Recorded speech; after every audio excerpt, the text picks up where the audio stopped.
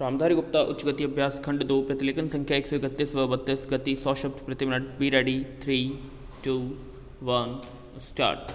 महोदय, अभी आपने नगर पालिका के अध्यक्ष महोदय से सुना कि मैं इससे पहले भी कई बार त्रिचूर आ चुका हूँ। स्टॉप।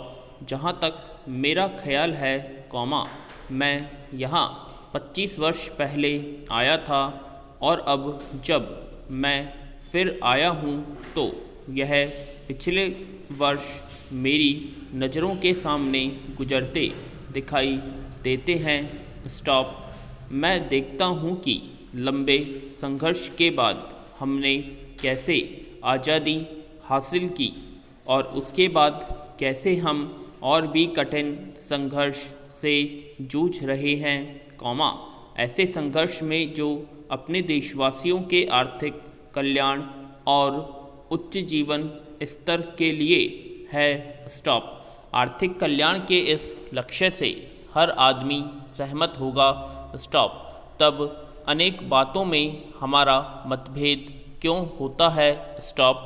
विभिन्न पार्टियां क्यों है? स्टॉप।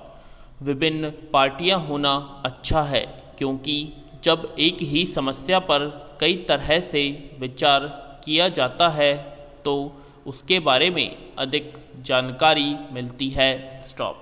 सब लोगों के एक ही ढंग से विचार करने की बात पर मेरा विश्वास नहीं है।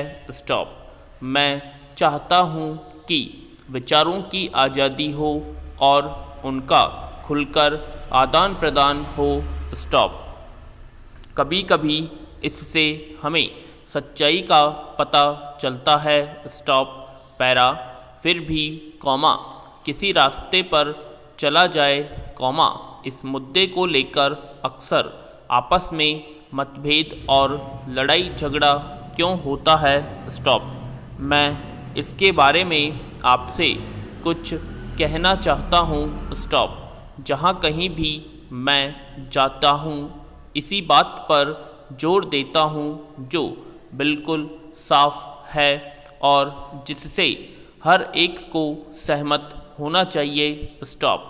मैं भारत की एकता पर जोर देता हूँ, केवल राजनीतिक एकता पर नहीं, वह तो हमने हासिल कर ली है, उससे भी अधिक महत्वपूर्ण यानी भावात्मक एकता, हमारे विचारों और दिलों का मिलन, अपने भीतर से अलगाववादी भावनाओं को खत्म करना।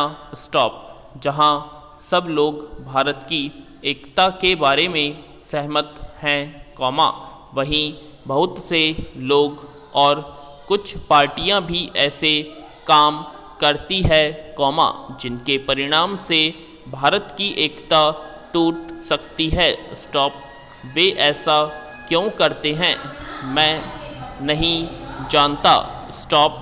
जब हम भारत के लोग एक और अपनी संस्कृति, समान उद्देश्य, मैत्री, प्यार आदि के बंधनों से बंधे हैं, दूसरी ओर दुर्भाग्यवश भारत में अलगाववादी और विघटनकारी प्रवृत्तियां छिपी हुई हैं जो कोई नई समस्या खड़े होते ही अपना सिर उठा लेती है। स्टॉप। हम राज्यों के पुनर्गठन की बात करते हैं। स्टॉप। हर हालत में हमें इस बात पर करनी चाहिए, लेकिन इतनी उत्तेजना और गुस्सा क्यों? स्टॉप। आखिर इस अलगाववाद का क्या मतलब है? स्टॉप। अपने साथियों के लिए आपके दिल में प्यार नहीं है, बल्कि नफरत है। जो लोग या राष्ट्र एक दूसरे को पसंद करते हैं, उनके आसपास में नज़दीक आने में मुझे कोई आपत्ति नहीं है, लेकिन मुझे ऐसे लोगों के नज़दीक आने पर सख्त नफरत है जो दूसरों को नापसंद करते हैं। स्टॉप। किसी को चोट पहुंचाने के लिए नज़दीक आना बुरी बात है। स्टॉप। यही कारण है कि अंतर्राष्ट्रीय क्षेत्र में हम इन सैनिक गठबंधनों के खिलाफ हैं। स्टॉप। पैरा। महोदय, हमें ऐसी विघटनकारी प्रवृत्तियों से होशियार रहना चाहिए जो मौका पाते ही देश में सिर उठाने लगती है। स्टॉप। इन विघटनकारी प्रवृत्तियों में कुछ ऐसी हैं जो सांप्रदायिकता की श्रेणी में आती हैं, अर्थात किसी धर्म की आड़ में खेली जाने वाली राजनीति जिसमें एक धार्मिक वर्ग को दूसरे से नफरत करने के लिए उकसाया जाता है। स्टॉप।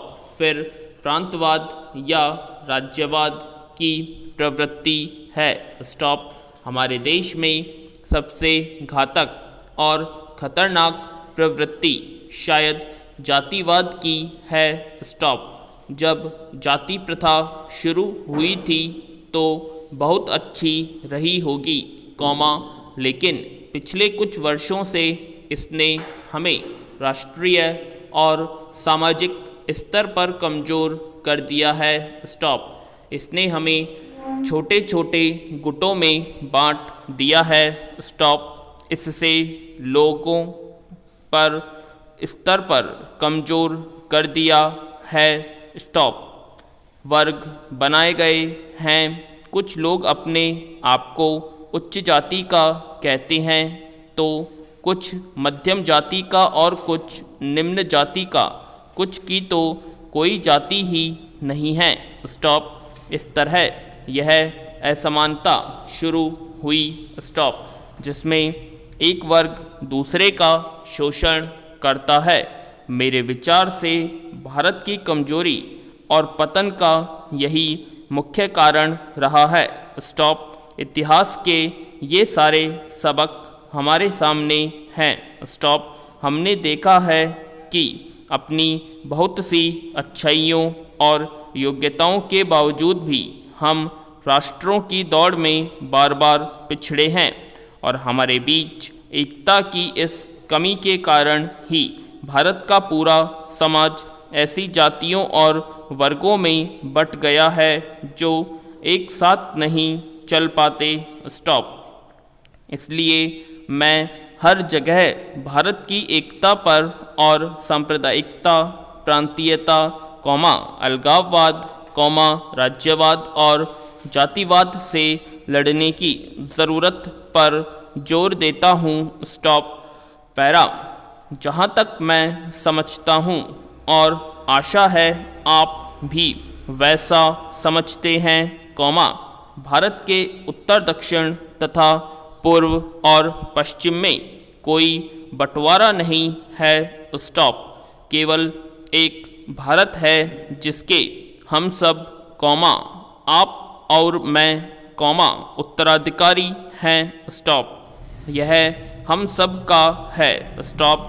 भारत का यह दक्षिणी भाग या वह त्रावणकोर कोचीन राज्य आपकी मिल्कियत नहीं है। स्टॉप। इस पर मेरा भी उतना ही अधिकार है जितना आपका।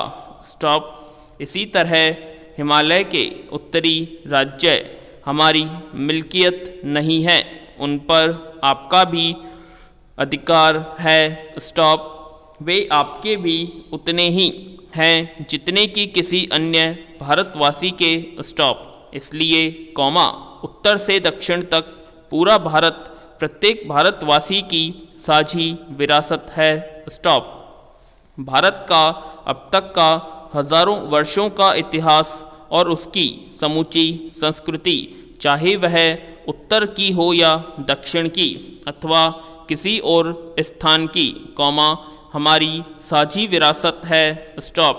यही नहीं, हमारे सामने फैला विराट भविष्य भी हमारी साझी विरासत बनेगा। इस बहस के दौरान जो मुख्य मुद्दे उठाए गए हैं और आलोचना की गई है तथा सुझाव दिए गए हैं, उनके बारे में निस्संदेह मेरे साथी माननीय रक्षा मंत्री महोदय जवाब देंगे।